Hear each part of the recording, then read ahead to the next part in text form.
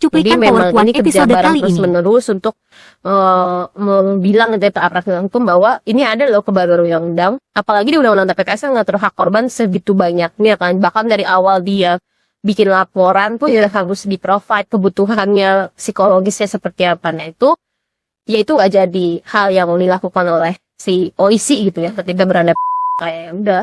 Makanya kecil banget nih dek, lo bisa tahu restitusi itu di Indonesia terakhir tuh ya yang dihitung sama LPSK itu 9 triliun. Yang diterima bener-bener sampai korban itu cuman 190 juta. Bahkan kayak nggak no satu. Selamat datang di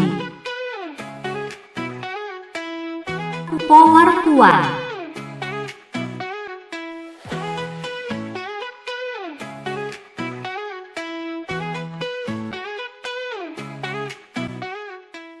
Hai Sobat Puan, ketemu lagi bareng Dede di podcast PowerPoint. Kali ini aku sesudah kedatangan narasumber. Halo semuanya teman-teman Sobat Puan. Iya, Sobat Puan. Nah, ini sekarang sudah ada sobatku. Hai tadi sobatnya Dede. Ada Kak Maidina dari ICGR. Mungkin beberapa Sobat Puan udah tahu ya, pasti ya. Ini muka-mukanya ini udah sering banget muncul di mana-mana. Atau ICGR, mungkin nanti karena bisa jelaskan ya ICGR itu apa sih sebenarnya. Oke, terima kasih Kak Dede. ICGR tuh singkatannya kepanjangannya bahasa Inggris lah ya, Institute for Criminal Justice Reform. Kita kerja di bidang advokasi, riset dan advokasi kebijakan peradilan pidana.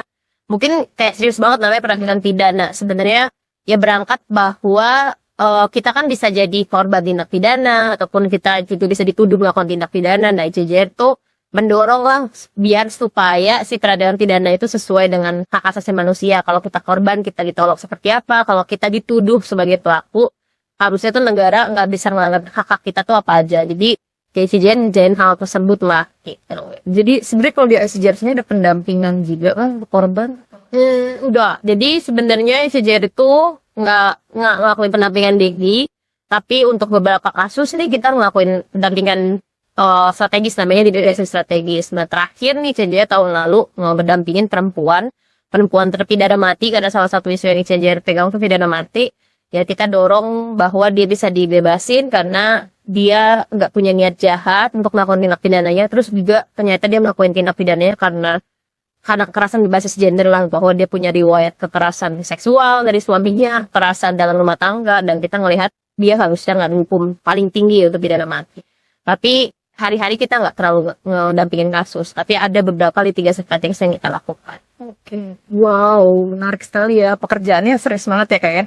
Serius, tapi semoga kita bisa ngomongin dengan santai ya Bun. Oke, biar ini tuh nggak jadi isu yang tabu ya, menakutkan lagi gitu ya. Nah, ngomongin soal kekerasan seksual nih, kalau dari kacamatanya Medina, lo ICGR ini sebenarnya situasi kekerasan seksual saat itu di Indonesia seperti apa sih? Ya, kalau kita lihat situasi kekerasan seksual di Indonesia kan sebenarnya ini bisa dilihat dalam dua kacamata sih. Apakah memprihatinkan, tapi satu sisi mungkin awareness tentang kekerasan seksual juga meningkat. Jadi kalau di bahasan hukum pidana tuh nih, peningkatan kasus tuh nggak serta-merta menandakan kasusnya lagi banyak atau bisa situasi darurat, tapi bisa jadi adalah soal awareness. Dan awareness itu kan memang terakhir bertumbuh banget karena kita punya undang-undang TPKS sebagai. Tapi di satu sisi kita juga harus sadar gitu bahwa itu sama dengan juga mungkin kesadaran kita sama dengan juga dengan peningkatan kasus. Nah kalau kita lihat kan memang survei pengalaman hidup perempuan tuh kekerasan seksual tuh dekat banget sama kita gitu. Dimana survei terakhirnya 2024, 1 dari 4 perempuan di Indonesia itu pernah mengalami kekerasan seksual. Pasti kalau kita ngomongin sama wali perempuan, sederhana catcalling, siapa sih nggak pernah di catcalling seumur hidupnya gitu kan. Terus juga kalau untuk anak, 1 dari 2 orang anak di Indonesia juga pernah ngalamin kekerasan. Itu jadi survei itu. Jadi sebenarnya memang ini kekerasan seksual, kekerasan in general memang sangat dekat dengan kita. Dan kerja-kerja ICJR yang aku lakuin tuh ngelihat ini dari kacamata aparat penegak hukumnya, respon sistem ini tuh harus kayak gimana terhadap korban. Oke.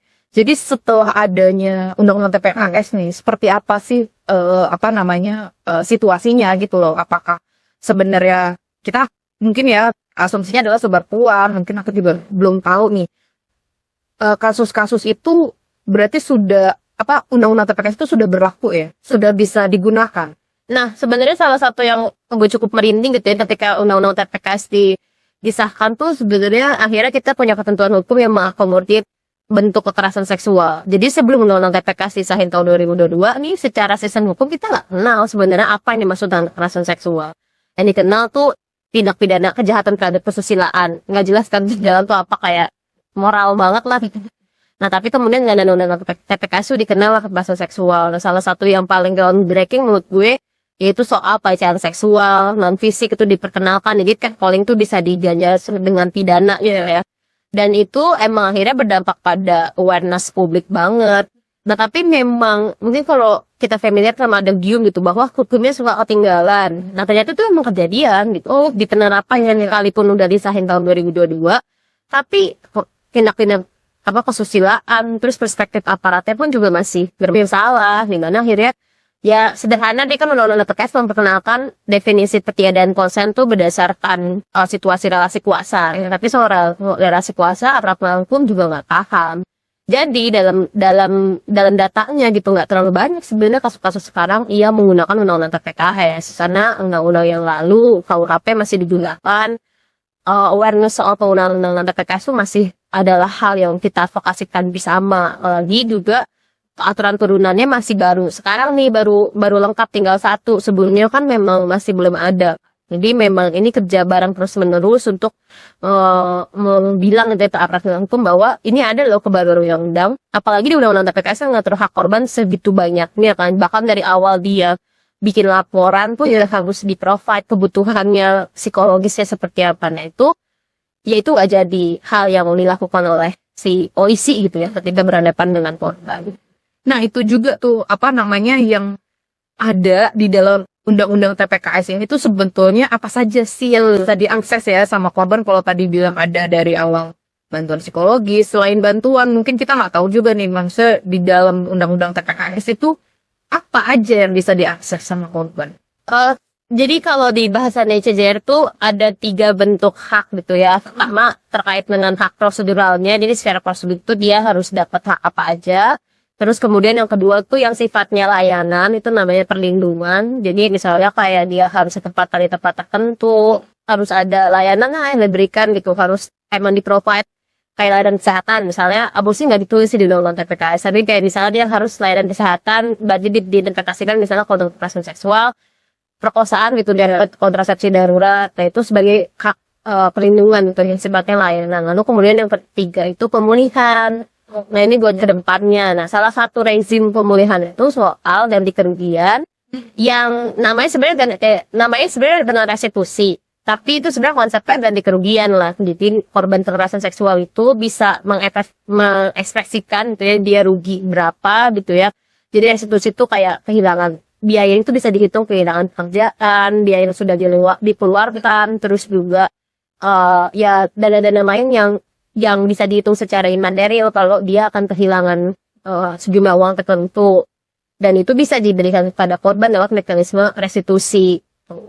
Jadi restitusi macam ganti rugi ya. Dan untuk mencapai itu biasanya itu dilihat dari putusannya kah, atau sebenarnya itu bisa korban itu punya maksudnya tuh kayak korban tuh bisa mengajukan itu gitu. Sebenarnya ini catatan banget sih di implementasi. Jadi sebenarnya sebelum undang-undang TPKS dibentuk pun kita udah kenal mekanisme ganti kerugian. Jadi kalau kita jadi korban tindak pidana, terus kita punya kerugian karena tindak pidana itu, sebenarnya kita bisa ngomong ke sidangnya, bisa ngomong ke jaksanya kan. Karena kan korban kalau di peradilan pidana diwakilin sama jaksa. Nah kita bisa ngomong nih di sidangnya, kita dipanggil sama pengadilan, terus datang ke sidang buat pembuktian kasus, menjadi keterangan. Terus bilang, oh Pak Hakim saya punya kerugian. Nah harusnya ketika dia korban yang ngomong saya punya kerugian itu masuk ke dalam tuntutan. Itu sebelum undang-undang TPK sudah ada. Tapi memang awareness-nya minim lah. Karena kan ya itu beban tambahan sih buat ABH. Ngapain gue nanyain kerugian korban, yang penting gue ngebuktiin aja si pelakunya, atau gue gak hubungan langsung kan sama korban kalau jaksa bilang. Nah tapi dengan undang-undang TPKS salah satu kebaruannya di pasal undang-undang TPKS itu dibilang bahwa perlindungan soal restitusi itu wajib. Jadi aparat penegak hukum tuh harus tanya kerugiannya korban apa, dan harus bantu korban untuk tahu kerugiannya. Dia harus memberitahukan, korban kamu punya hak untuk dapat kerugian loh. Itu bagian dari kewajiban yang dibebankan aparat penegak hukum. Nah, harusnya nih sekarang dengan undang-undang TPKS si korbannya tuh udah dikasih tahu kalau dia lapor, terus dia ceritain kasusnya, terus pembuktian kasusnya. Harusnya si polisinya udah bilang kamu nggak mau ngajuin restitusi, dan dia harus bantu kalau untuk ngitung-ngitungin kerugian itu. Jadi salah satu kebaruan di Undang-Undang TPKS yang harusnya itu beneran jadi kewajiban PH. Ya, dan itu idealnya memang demikian gitu kan. Tapi kan mungkin situasinya ya kalau di korban itu kan kebanyakan korban tuh justru pengen cepet-cepet selesai kasusnya tanpa dia ingin mengajukan ganti rugi gitu atau proses-proses yang Nah, kalau nggak salah ICJR tuh punya penelitian ya. Ya, betul. Soal dana bantuan korban. Nah ini dalamnya tuh apa sih? Mungkin dari hasil penelitian ICJR soal Gaban. Gue ceritain dari awal dulu kali ya si dana bantuan korban, karena tadi lo ngeres soal ini deh, soal soal korban tuh nggak mau proses kasusnya karena berhadapan dengan aparat penegak hukum kan males.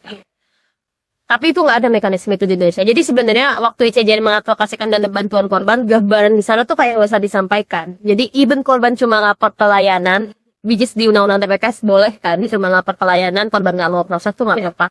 Kalau di Belanda tuh sesederhana korban ngelapor ke lembaga layanan, yaitu lembaga layanan mengkonfirmasi awal gitu, memverifikasi bahwa dia ada korban.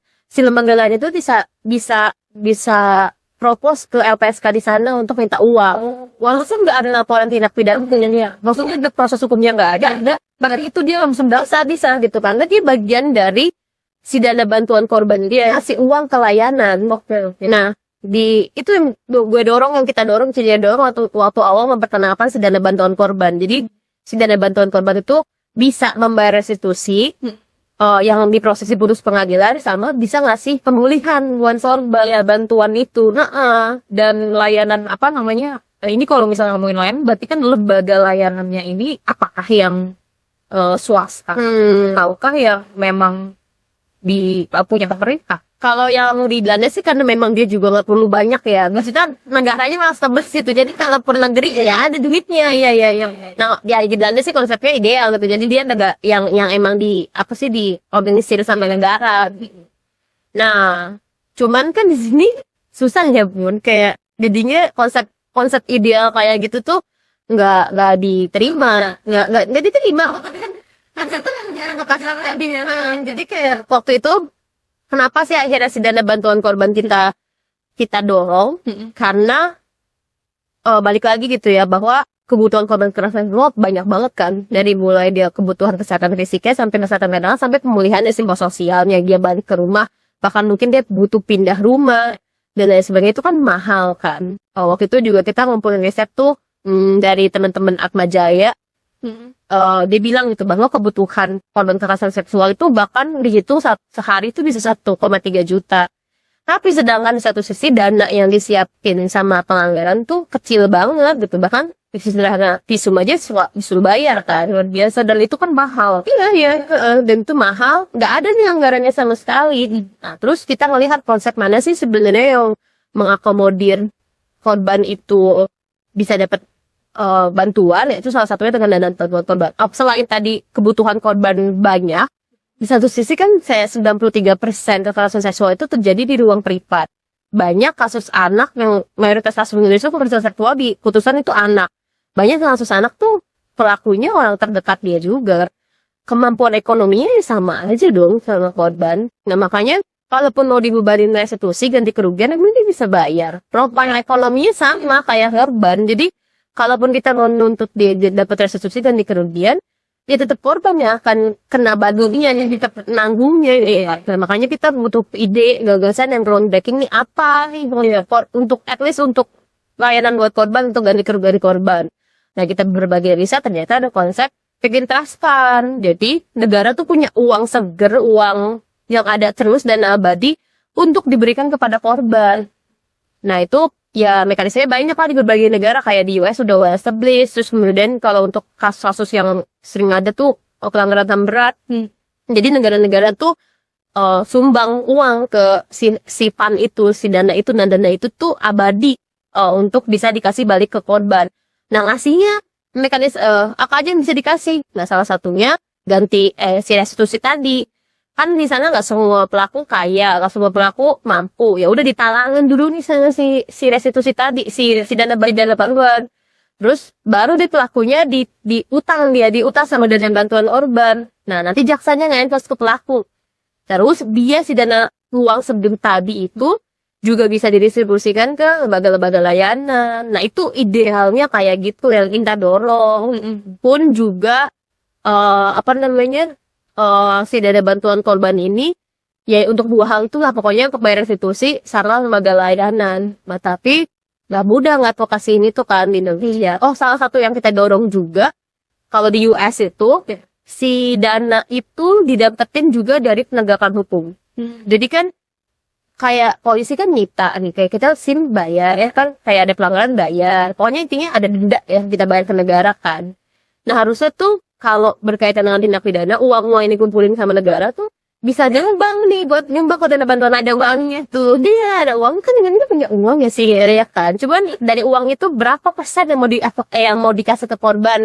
Nah, kalau di US tuh kayak dia nggak ada persenannya, tapi bisa tahu nih warga saldo si dana bantuan ke korban tuh berapa, dan dari penegakan hukum tuh berapa dikasih ke. Jadi tahun ini jaksa ngasih uang ke dana bantuan korban berapa. Kayak gitu, itu kan ideal banget ya dunia yang parah banget ya.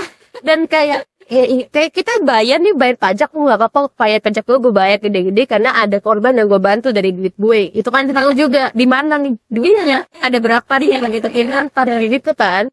Nah, itulah konsep-konsep yang seideal itulah kita kasihkan bahwa negara punya dana bantuan korban bisa ngasih ke bayar restitusi dan layanan, dan sumbernya salah satunya dari penegakan hukum yang bisa bantuan ke korban. Tapi nggak berhasil. Yang berhasil akhirnya di pasal 35 Undang-Undang TPKS cuman buat nalangin restitusi. Bukan nalangin, bahkan restitusi kurang bayar. Jadi restitusi ini misalnya diputus 100 juta. Dia cuman bisa bayar 20 juta, 80 juta ya dibayarin sama dana bantuan korban. Maksudnya itu yang restitusi kurang bayar. Nah, kalau misalnya nggak bisa bayar, nah itu nggak dijelasin aturannya benar-benar gitu ya. Karena dia nyebutnya cuman kalau dia nggak dibayarkan oleh pelaku, makanya jadi kompensasi. Kompensasi itu ditanggung sama negara, yaitu lewat dana bantuan korban. Nah, tapi instrumen apa yang harus dilakukan untuk pelaku membayar, itu belum ada. Belum diatur. Sampai dengan turun-turunannya itu yang kita dorong harusnya. Dari awal tuh si penyidik bisa nilai nih orang punya uang nggak? Kalau punya uang ya dirampas dong, disita dong ya, untuk bayar kerugian. Terus nanti kalaupun putusan pengadilan yang mutus, nggak cuma restitusi doang, tapi dia nyebut berapa yang bisa dibayar sekarang, terus mekanisme kayak installmentnya kayak apa gitu dia bayar. Kalau nggak bisa bayar, baru dana bantuan korban yang turun. Jadi tapi itu nggak sedetail itu diatur. Itu lembaga yang mengelolanya itu, maksudnya itu ada siapa? Kalau di dana bantuan korban atau restitusi tadi. Nah, kalau sekarang restitusi kan emang sama LPSK. Jadi LPSK yang ngitungin, terus LPSK harus submit ke jaksa masukin ke tuntutan, terus nanti diputus sama pengadilan. Nah, yang ngebayarin sekarang kan masih pelaku ya. Jadi kalau sekarang nih, kalau pelakunya nggak mampu, ya udah nggak diapa-apain gitu, kayak ya udah. Makanya kecil banget ide. Lo bisa tahu restitusi tuh di Indonesia terakhir tuh ya yang dihitung sama LPSK itu 9 triliun. Yang diterima bener-bener sampai korban itu cuman 190 juta. Bahkan kayak nggak 0,1. Nggak ada, jadi nggak di-enforce. Kayak kita nggak tahu. Baru udah capek-capek ngitung nih, korban udah ngitung kerugiannya. Tapi ya bener diterima, terus 190 juta. Tahun 2023. Baru kemarin kan kayaknya ada berita uang yang disita ya berapa triliun. Iya, itu kalau level lagi tuh namanya penerimaan negara bukan pajak dari tindakan hukum. Itu sejarah disiatin itu bisa nggak itu dikontribusikan buat DPK, untuk DBK. Terus dibilangnya bahwa penghasilan jaksa polisi dari hal tersebut tuh informasi yang dikecualikan. Jadi itu nggak bisa kita akses. Dan itu namanya PNBP, dia cuman bisa balik lagi ke lembaganya. Jadi jaksa ngumpulin uang itu buat jaksa, maka dia bikin gedung baru. Jadi polisi ngumpulin uang denda lo dari segala macam tilang-tilangnya di situ ya. Nggak kelihatan. Nggak ada komitmennya. Kelihatan emang dibangun apa. Itu bukan kelihatan ini buat siapa. Emang ada gedungnya. Pun itu yang kita advokasikan tentang penerimaan negara bukan pajak untuk DBK. Ya akhirnya kita nemuin gitu. Even Kementerian Keuangan tuh kita dorong gitu, boleh nggak kita ngadain gagasan ini bahwa harusnya ada, kita nggak minta banyak-banyak. Itu tuh kayak hasil penegakan hukum itu di mana? Lupa gue. Di Indonesia. Itu tuh kalau di total dari kejaksaan, kepolisian, KPK di tahun 2023 tuh 9 triliun. Nah, kalau kita lihatin kebutuhan pembayaran restitusi di tahun 2023 tuh cuma 218 miliar. Jadi sebenarnya kontribusinya cuma 2%. Kalau mau komitmen 10% juga udah banyak banget buat korban. Tapi mau? Enggak. Emang nggak mau aja sih. Ya, langsung pada nanya, ya mau aja sih yang dengerin punya uang gini uang. Itu yang tadi 190 juta itu yang berhasil. Dia yang akhirnya diterima sama korban. Diterima sama korban. Mungkin ada ini nggak sih kalau dari SCJR sendiri apa ya maksudnya tuh semacam best practice lah gitu dari kasus yang pengajuan ini buat dana bantuan korban atau restitusi. Ini masih baru sih karena kan undang TPS baru. Terus juga PP dana bantuan korbannya tuh baru bulan lalu. Kita belum nemuin banget best practice yang dibayarkan langsung dari bantuan korban. Tapi terakhir kita nemuin putusan yang disebut lah bahwa kalau restitusi nggak dibayarkan dengan si dana bantuan korban. Tapi prakteknya apakah ada nih uang dari dana bantuan korban itu keluar tuh belum. Kita belum nemuin. Ini baru banget sih, baru konsep. Karena kan restitusinya sudah bermasalah, terus kita menghadirkan dana bantuan korban sebagai solusi buat restitusi. Tapi kan yang mengelola si dana bantuan korban kan LPSK nih kan. Apakah ada nih pelanggaran awal diberikan kepada LPSK? Nah, harusnya itu masuk sih. Sebenarnya ya sih, kalau misalnya kita dengar juga ya, maksudnya dari internalnya, dari pengalaman YKP ya, kalau kita pendampingan ke daerah-daerah itu, maksudnya nggak daerah juga, bahkan di kota, bahkan juga di kota gitu kan, untuk mereka melaporkan kasusnya aja tuh kan mereka butuh biaya. Iya. Temennya ekonomi rendah itu kan mereka harus ditemenin. Apalagi kalau kasusnya tuh anak, nggak mungkin anak ujuk-ujuk datang ke lembaga layanan sendiri, pasti ditemenin gitu kan. Belum lagi nunggu lama. Apalagi kalau lapornya tuh ke lembaga layanannya yang memang misalnya tuh antri banget dalam dan ya itu aja sebenarnya kan butuh uang. Secara hukum pidana tuh harusnya kalau kita korban nih dipanggil sama jaksa atau dipanggil sama polisi bisa dibayar, transport kan diganti harusnya secara ideal. Tapi kan nggak pernah ada ya kasus yang bayar nggak dibayar. Penggantian transport kalau di airport yang sekarang nih, di pemacaran sekarang berusaha diakomodir bahwa semua penegakan hukum itu ditanggung oleh negara. Ada lah anggaran penggantian transport, tapi kan nggak pernah uang. Ya gimana kan belum lapor orang, ya belum dia pas dia ngelaporin kasusnya dia nggak kerja nggak punya uang. Ya emang negara mau ganti. Iya sih, gimana ya guys. Ya padahal duitnya ada, dan itu kenapa kesulitan banget. Kayak proses undang-undang TPK saja tuh lamanya minta ampun, dan PP-nya juga kan belum semuanya. Iya. Nah, kalau ngomong-ngomong tadi soal ini nih, apa dari hasil penelitian nih, maksudnya kan ada rekomendasi ya dari penelitian ICJR sendiri soal dana bantuan korban tuh rekomendasinya tuh apa aja, dan apakah penelitian ini tuh udah diserahkan dulu bisa pihak mana? Nah, iya, yang kita advokasikan itu memang cukup holistik sih. Jadi cara pandang aparat ngelihat korban kan gitu bermasalah.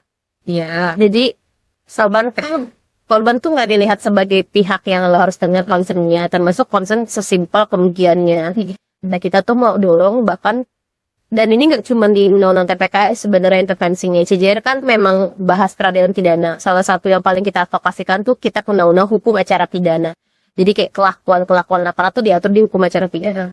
Nah, salah satunya yang kita dorong tuh soal korban. Harusnya tuh ketika nanyain kerugian korban tuh udah jadi defaultnya anak tengah hukum. Jadi dia udah, selain dia nanya kasusnya kayak gimana, dia nanya dari situ ada kerugian nggak?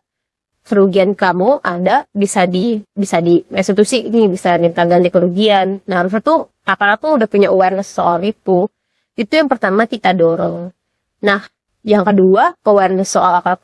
Jadi nggak awareness sih, bahkan kita mau ngomongnya tuh ada klausul yang kewajiban gitu Pak, si polisi ngelihat kerugian korban. Nah, terus dari situ harus diimbangikan dengan, karena kan kedua ini kan sifatnya keperdataan ya, harusnya dia dibayarkan sama pelaku nih. Nah harusnya dengan demikian si APH atas hukum juga ngelihat kemampuan finansial pelaku tuh kayak gimana. Sama ini kan nggak dilakukan gitu. Dia bilangnya oh dia nggak bisa bayar, ya buktiin aja kalau dia nggak bisa bayar pun juga telusuri lah asetnya.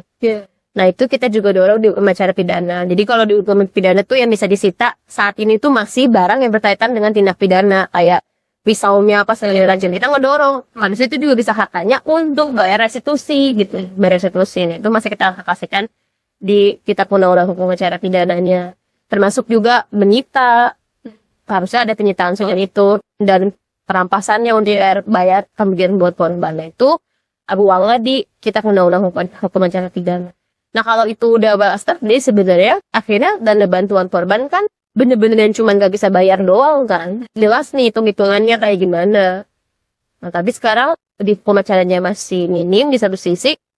Dana bantuan korban tuh untuk nalangin itu. Nah makanya terakhir tuh PSK bilang bahwa ya kalau semuanya nanti dibayarin dana bantuan korban, yang ada dana bantuan korbannya juga gak established gitu. Belum tentu ada dana ya. Dan itu memang harus diimbangi sama tadi dia.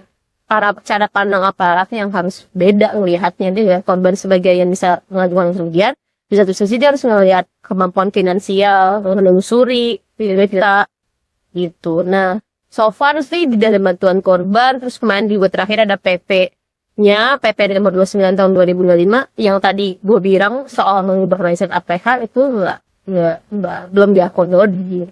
Jadi ternyata sebenarnya belum ada juga tuh ya.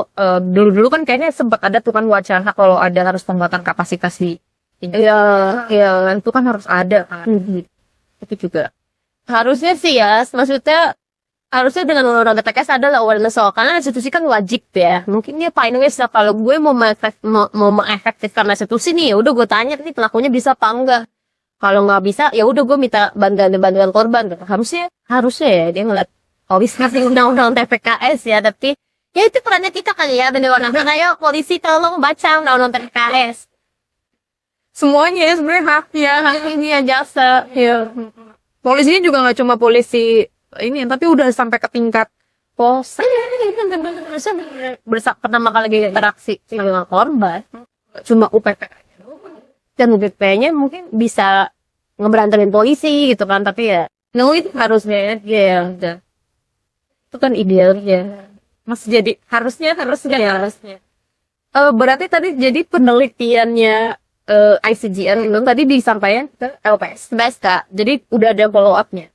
Follow up-nya ya itu tadi sih. Jadi sebenarnya penelitian ICGN itu spesifik banget. Kita langsung membidik penerimaan negara bukan pajak dari penegakan hukum bisa berkontribusi sama DBK. Akhirnya temuannya ada tadi itu kebijakan penegakan hukum.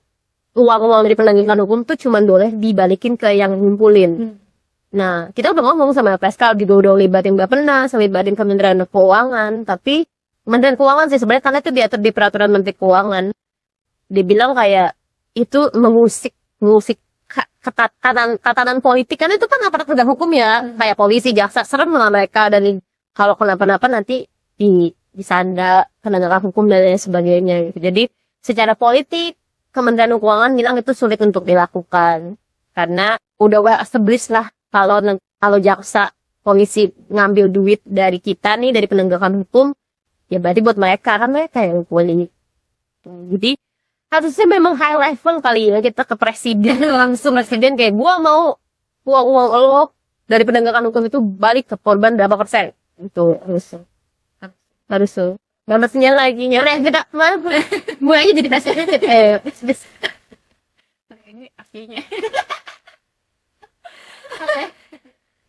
Karena saya ternyata seru juga ngobrolin keseriusan ini, tapi benar urusan korban ini bukan hal yang bercanda, harus diseriusin karena ini bukan sepele gitu kayak dianggapnya kayak ini cuma apa sih urusan apa gitu, tapi ini yang memang harus ditangani dan kita awasi juga secara serius gitu kan. Memang tadi kalau kata Mei bilang yang harus berjalan memang yang tadi soal penyitaan asetnya dulu, mendorong buat pelaku ini loh yang dilihat yang di screening gitu, yang dia harus bisa mengembalikan atau membayar kerugian. Kalau masalahnya NCJR juga sebenarnya kemarin bukan cuma soal penelitian doang ya, tapi juga ada produksi film, bener ya? Iya betul. Ya itu soal dana bantuan. Mungkin Medina boleh deh nge-share atau mempromosikan nih apa sih isi film yang dibuat sama ICJR. Ya, thank you deh. Nah ini sebenarnya kerennya peneliti ICJR. Jadi aku kita bukan saya tim penelitian dan not. Kita kasih kredit ke Mbak Ajeng, Asri, Audrey yang menuliskan risetnya dengan sangat oke dan teman-temannya oke. Dan karena ini berkaitan dengan hajat hidup orang banyak kita semua, akhirnya ICJR juga punya ide waktu itu untuk membahasakan hal ini dengan yang lebih gampang dicerna oleh masyarakat. Nah, akhirnya kita peneliti ICJR salah satunya namanya Audrey, dia ternyata big filmmaker dan dia directornya adalah peneliti ICJR gitu. Jadi ini keren abis ya.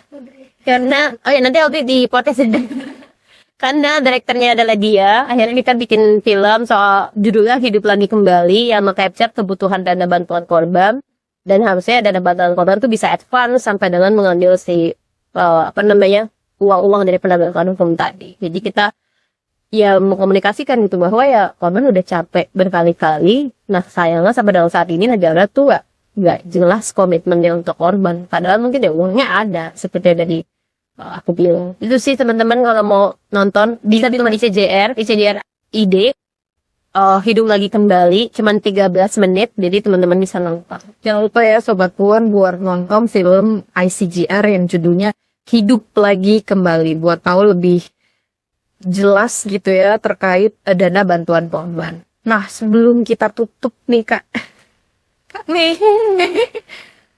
ada nggak sih harapan-harapan mungkin bisa buat Sobat Puan juga gitu terkait dana bantuan korban, restitusi dan juga korban kekerasan mungkin yang masih nggak tahu nih harus ngapain. Mungkin harapannya sebenarnya gue sering banget sih ngomong ini kayak nggak ada lain dan nggak bukan, kita berhadapan mungkin dengan sistem hukum yang nggak ideal, yang sangat punya relasi kuasa di rezim ini. Jadi kayak bener banget itu ya seperti ini saya teman-teman YKP ini bikin podcast, intinya berjejaring antara sama kita sama-sama merangkul gitu ya. Mungkin di antara kita banyak yang dilakukan kekerasan ya berada lain caranya selain kita merangkul dengan kita saling komunitas. Kita tahu kan bahwa ada nih peluang-peluang hukum yang bisa dimanfaatkan kayak tadi restitusi, dana bantuan korban. Nah kita sama-sama menguatkan lah dengan ilmu pengetahuan itu gitu. Dan ICJR komitmen lah untuk hadir menyediakan informasi itu dan mau riset, mengevaluasi pelakuan-pelakuan aparat, pelakuan-pelakuan sistem hukumnya, dan harapannya ya bisa mendorong sistem hukum yang lebih baik untuk korban. Dan ya, ruang itu ada di misalnya di dana bantuan korban. Terus nanti juga yang tadi gue bilang ICJR juga lagi mengadvokasikan revisi Kitab Undang-Undang Hukum Acara Pidana, itu juga mengatur soal hak korban. Nah mungkin teman-teman juga bisa mengawal itu. Sukses ya. Terima kasih datang. Terima kasih Sobat Puan, itu aja episode kita kali ini. Jangan lupa untuk selalu update dan follow semua sosial medianya YKP dan juga ICJR. Jangan lupa nanti tonton juga film Hidup Lagi Kembalinya ICJR. Sampai ketemu lagi di episode berikutnya. Jangan, kalau misalnya Sobat Puan punya ide atau punya masukan buat siapa nanti yang akan diundang, mungkin tadi ada Kak Audrey dari ICJR atau juga yang lain, boleh ya di komen aja atau boleh DM kita aja. Oke, sampai ketemu lagi di episode berikutnya. gue kasih teman-teman gue. Oke deh.